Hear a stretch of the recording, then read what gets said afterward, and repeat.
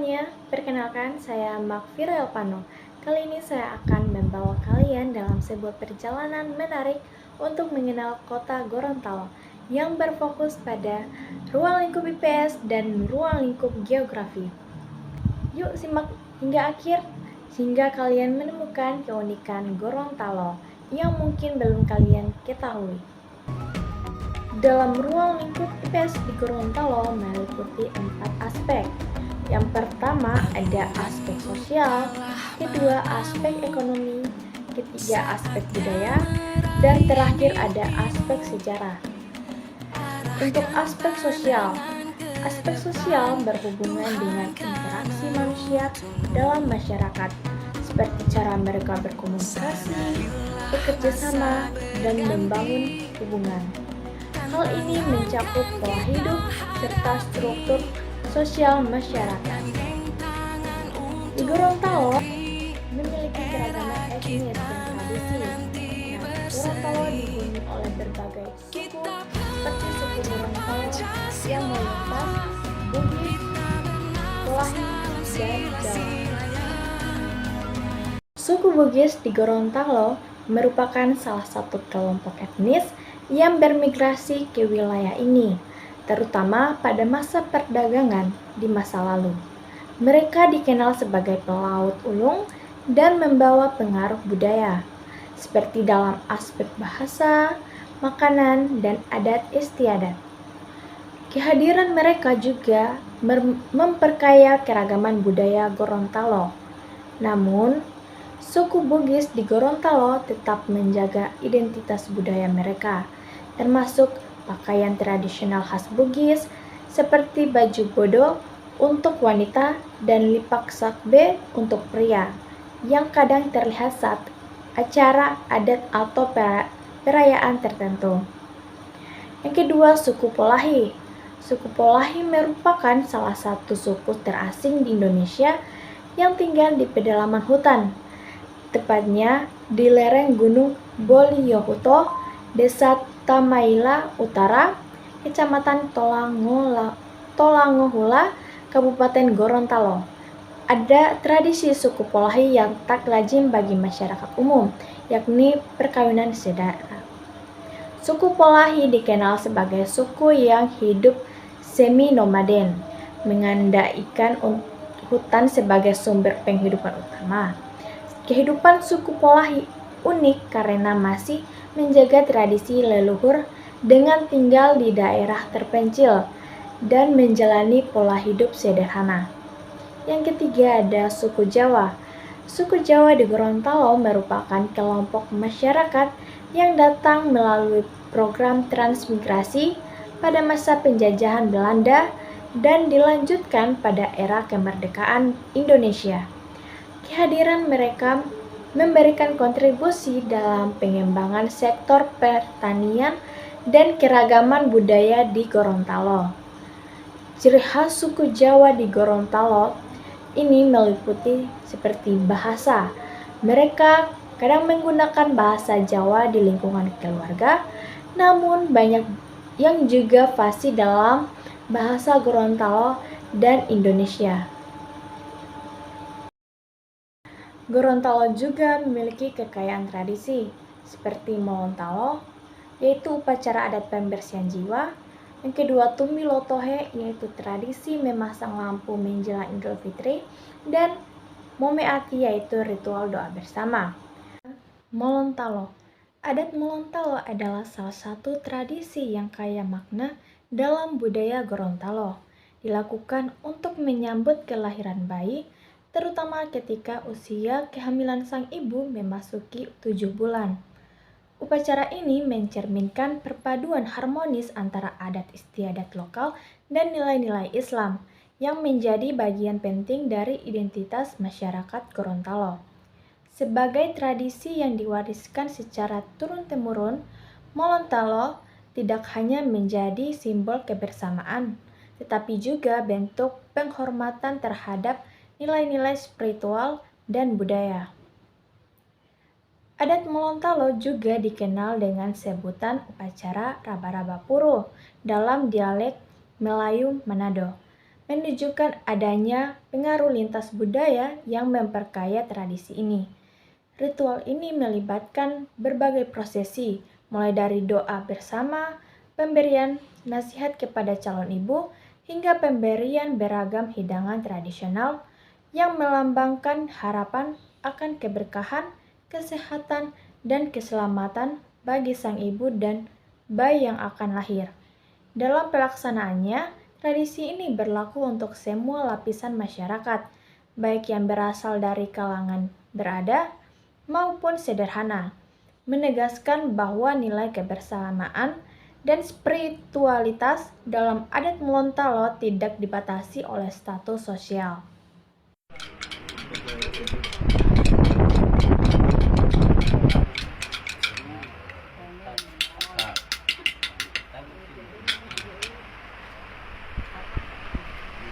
Yang kedua, Tumbilotohe.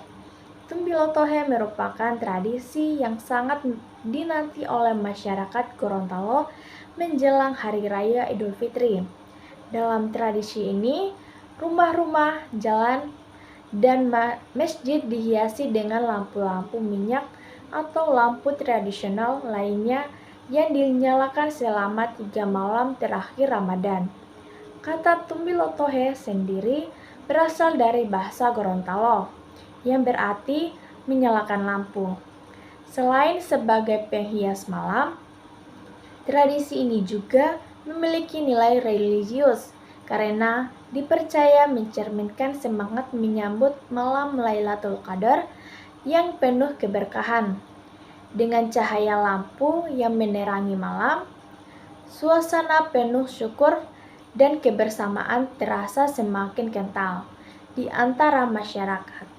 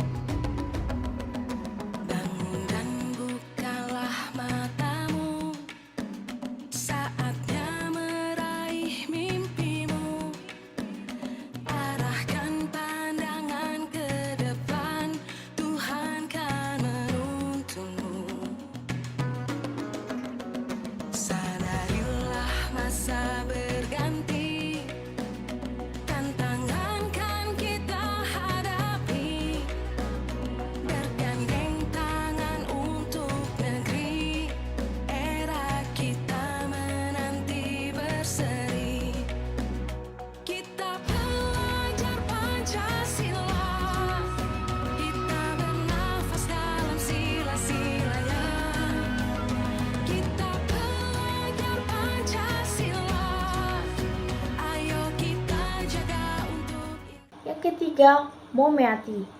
Momeati adalah tradisi ritual doa bersama yang dilakukan oleh masyarakat Gorontalo untuk memohon keselamatan, keberkahan, dan kemakmuran. Ritual ini sering diadakan pada momen-momen penting, seperti saat memasuki musim panen, menghadapi bencana, atau acara adat lainnya. Dalam Momeati, tokoh adat atau pemuka agama memimpin doa yang dilakukan bersama-sama oleh seluruh masyarakat yang hadir. Tradisi ini tidak hanya menjadi bentuk penghambaan kepada Tuhan, tetapi juga mempererat tali silaturahmi antar warga. Momeati mengajarkan nilai kebersamaan, rasa syukur, dan saling mendukung dalam suka maupun duka.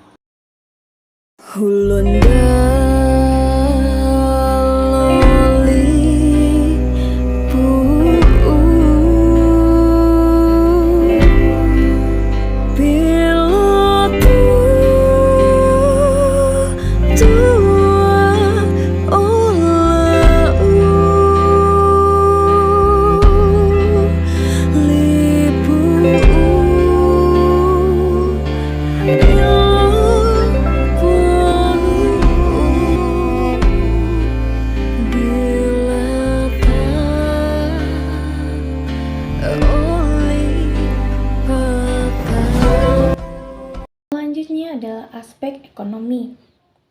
Aspek ekonomi mempelajari aktivitas manusia dalam memenuhi kebutuhan hidup. meliputi produksi, yaitu menghasilkan barang dan jasa, distribusi, yaitu pendistribusian barang jasa ke konsumen, dan konsumsi, yaitu pemanfaatan barang jasa. Dalam geografi ekonomi, aspek ini juga menganalisis bagaimana sumber daya alam memengaruhi kegiatan ekonomi masyarakat. Contoh di Gorontalo, yang pertama ada pertanian dan perikanan. Nah, di Gorontalo ada pertanian jagung. Gorontalo dikenal sebagai produsen jagung terbesar di Sulawesi, berkat tanah subur di dataran rendahnya.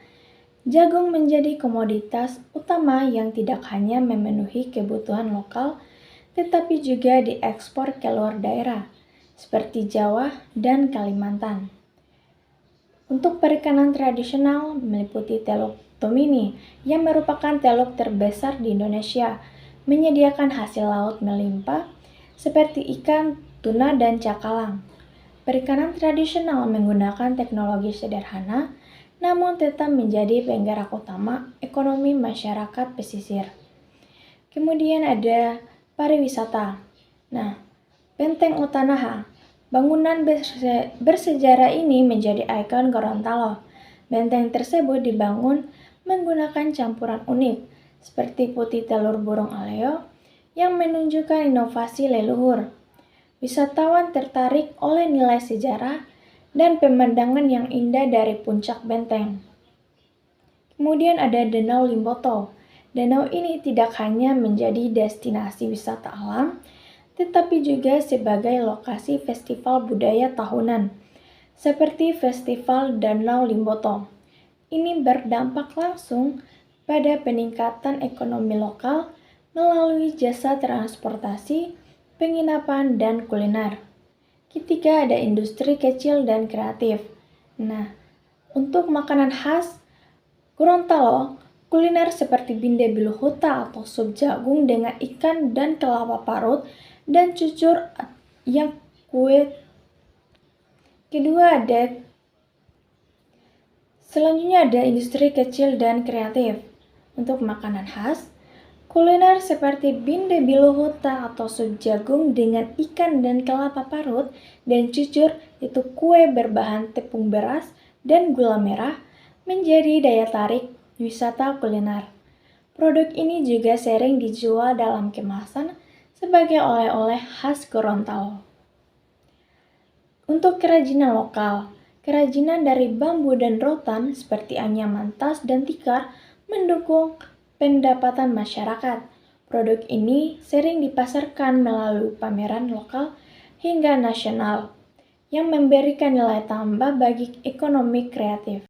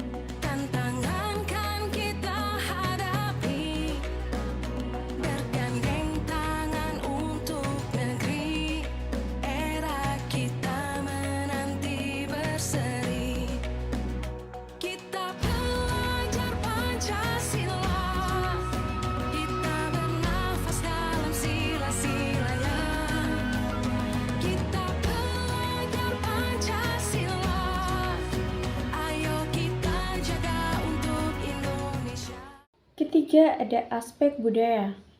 Budaya adalah hasil cipta, rasa, dan karsa manusia yang diwariskan dari generasi ke generasi. Aspek budaya mencakup tradisi, adat istiadat, seni, dan kepercayaan yang menjadi ciri khas serta identitas suatu masyarakat. Dalam ilmu pengetahuan sosial atau IPS, aspek ini juga digunakan untuk memahami dinamika sosial masyarakat melalui nilai-nilai yang mereka anut. Nah, contoh di Gorontalo, pertama ada tradisi dan adat istiadat. Walimomo. Tradisi ini adalah doa bersama yang dilakukan sebelum acara besar seperti panen raya atau pembangunan rumah. Wali Momo melibatkan pemimpin adat dan masyarakat untuk memohon keberkahan kepada Tuhan.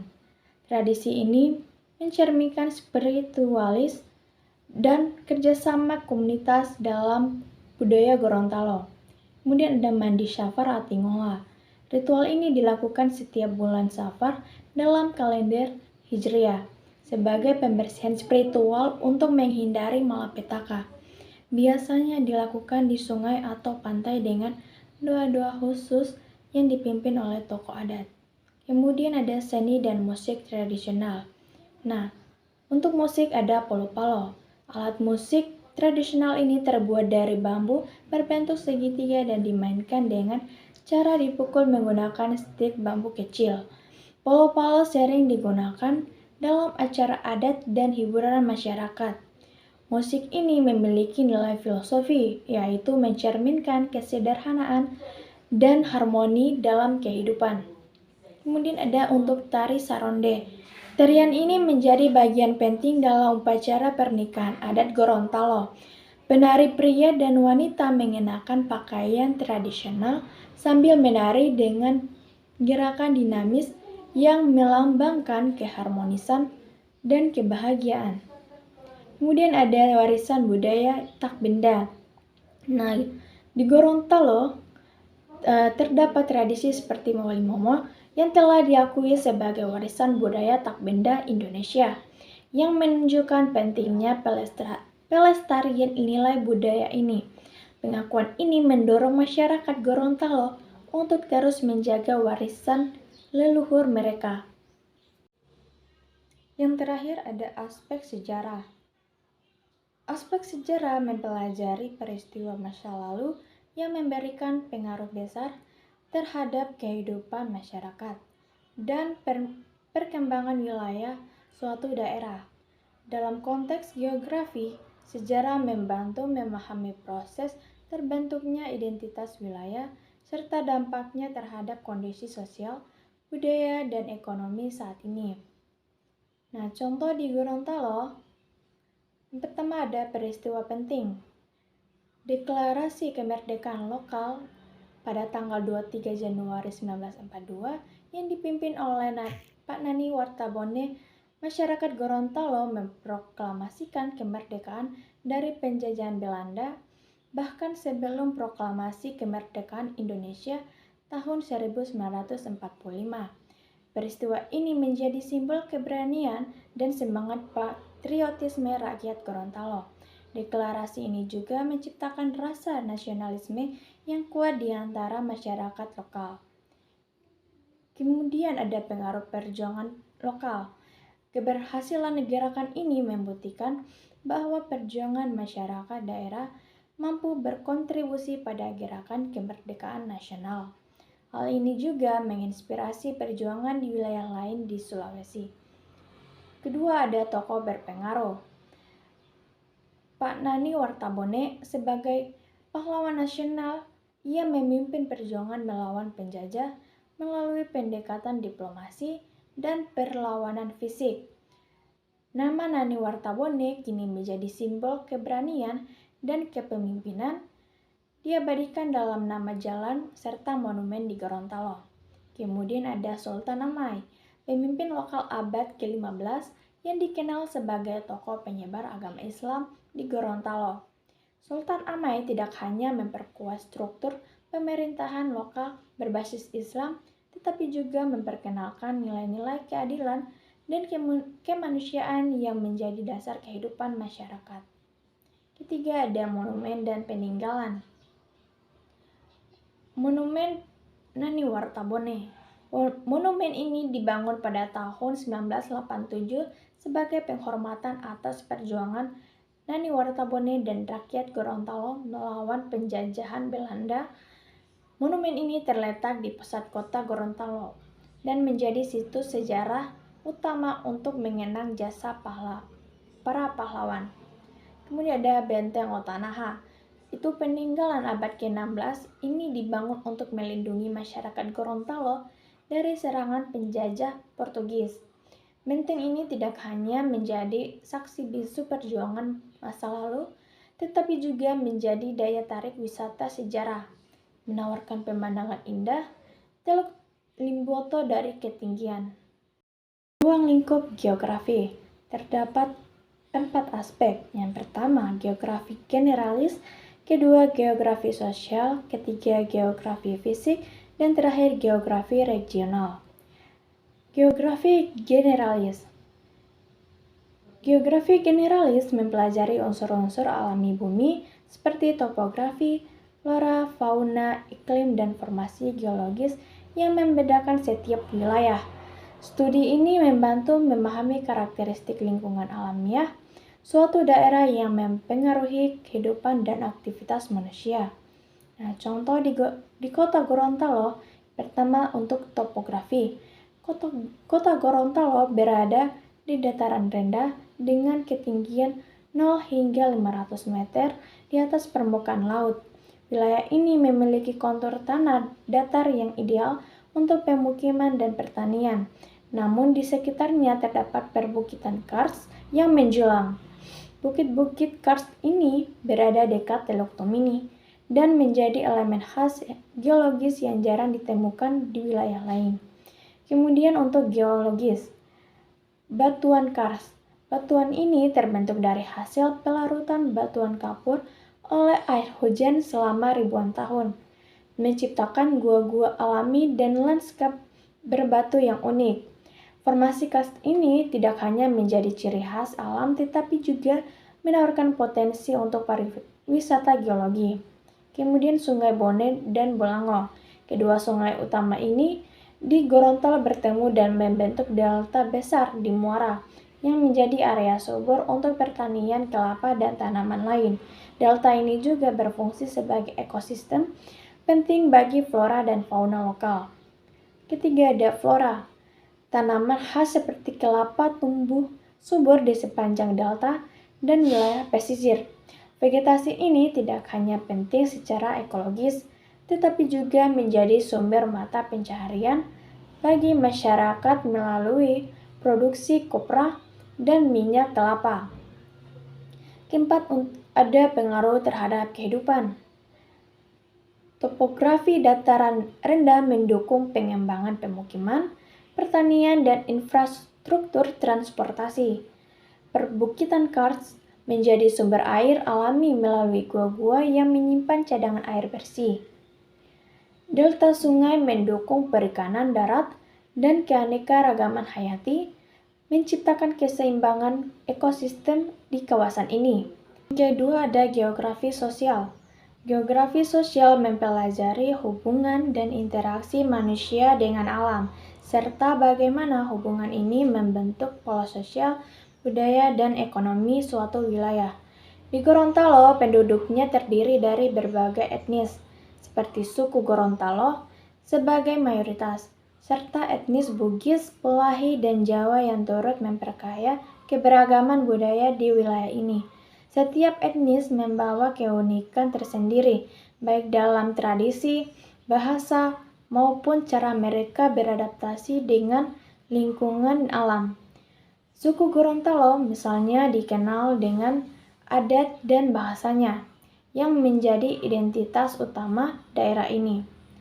Sementara itu, etnis Bugis membawa pengaruh besar dalam sektor perdagangan dan budaya maritim.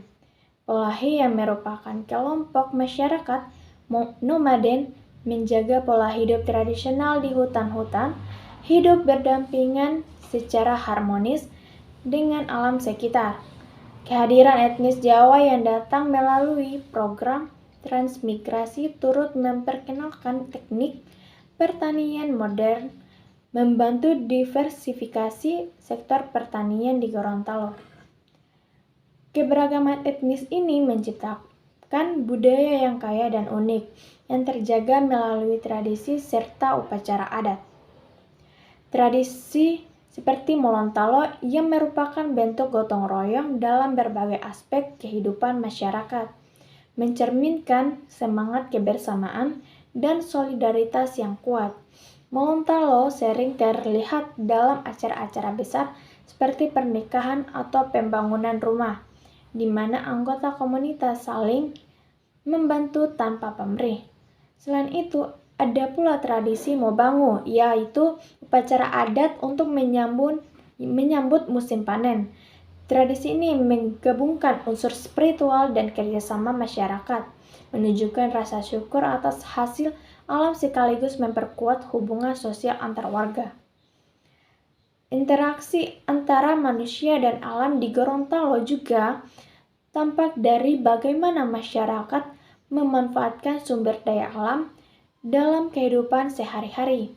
Tradisi-tradisi ini tidak hanya mencerminkan cara masyarakat menghormati lingkungan, tetapi juga menjadi identitas budaya yang membedakan Gorontalo dari wilayah lain. Kekayaan budaya ini yang lahir dari keberagaman etnis dan hubungan harmonis dengan alam menjadikan Gorontalo sebagai salah satu wilayah dengan warisan sosial dan budaya yang unik di Indonesia. Ketiga, ada geografi fisik. Geografi fisik Kota Gorontalo mencakup elemen-elemen seperti litosfer dan atmosfer yang membentuk karakteristik alam wilayah ini. Litosfer di Gorontalo ditandai oleh keberadaan formasi geologi dan struktur tanah yang unik. Salah satu contohnya adalah Benteng Otanaha, sebuah peninggalan sejarah yang dibangun menggunakan bahan-bahan alami seperti batu kapur dan putih telur burung sebagai perekat, yang merupakan sumber daya lokal. Selain itu, wilayah perbukitan di sekitar Teluk Tomini dan dataran rendah di sepanjang Sungai Bone menunjukkan variasi bentuk lahan yang menciptakan peluang dan tantangan bagi aktivitas manusia. Dari sisi atmosfer, Gorontalo memiliki iklim tropis dengan curah hujan yang tinggi, yang mendukung pertumbuhan vegetasi tropis. Tanaman seperti kelapa tumbuh subur di delta Sungai Bone, yang merupakan area datar dan subur akibat sedimentasi sungai. Vegetasi ini tidak hanya memiliki peran ekologis, tetapi juga memberikan manfaat ekonomi melalui produk seperti kopra dan minyak kelapa. Di perbukitan sekitar Teluk Tomini, hutan tropis juga berkembang, menciptakan habitat bagi keanekaragaman hayati yang khas. Namun, pola hujan musiman di Gorontalo seringkali membawa tantangan berupa banjir di dataran rendah. Curah hujan yang tinggi pada musim penghujan menyebabkan meluapnya Sungai Bone dan sungai-sungai kecil lainnya yang dapat berdampak pada aktivitas ekonomi dan permukiman penduduk. Hal ini menunjukkan adanya interaksi antara atmosfer dan litosfer, di mana faktor-faktor geografi fisik seperti topografi dan pola aliran sungai memengaruhi dampak dari kondisi cuaca. Yang terakhir ada geografi regional. Geografi regional mempelajari karakteristik unik dan perbedaan antar wilayah, termasuk bagaimana lokasi dan batas-batas suatu wilayah memengaruhi aktivitas di dalamnya. Kota Gorontalo sebagai pusat administrasi Provinsi Gorontalo memiliki posisi strategis yang didukung oleh batas-batas wilayah yang khas. Di sebelah utara dan timur, Kota Gorontalo berbatasan dengan Kabupaten Bone Bolango, sebuah wilayah yang memiliki potensi pertanian dan perikanan. Sementara itu, di selatan, kota ini berbatasan langsung dengan Teluk Tomini yang tidak hanya menjadi sumber daya kelautan, tetapi juga membuka akses perdagangan melalui jalur laut. Di bagian barat, kota ini berbatasan dengan Kabupaten Gorontalo, daerah yang dikenal sebagai lumbung pertanian provinsi. Posisi geografis ini menjadikan Kota Gorontalo sebagai pusat kegiatan ekonomi, politik, dan sosial di wilayah tersebut. Sebagai pusat administrasi, kota ini menjadi lokasi kantor, pemerintahan, provinsi, serta pusat pengambilan keputusan politik yang berdampak luas di seluruh Gorontalo. Di bidang ekonomi, Kota Gorontalo berfungsi sebagai penghubung utama antara kawasan pedesaan di sekitarnya yang menghasilkan produk pertanian, perikanan, dan kerajinan dengan pasar-pasar besar di dalam dan luar provinsi. aksesibilitasnya yang baik melalui jalur darat maupun laut, memperkuat perannya sebagai pusat distribusi dan perdagangan. Selain itu, kota Gorontalo juga menjadi titik pertemuan budaya, mengingat interaksi yang terjadi di antara wilayah-wilayah sekitarnya.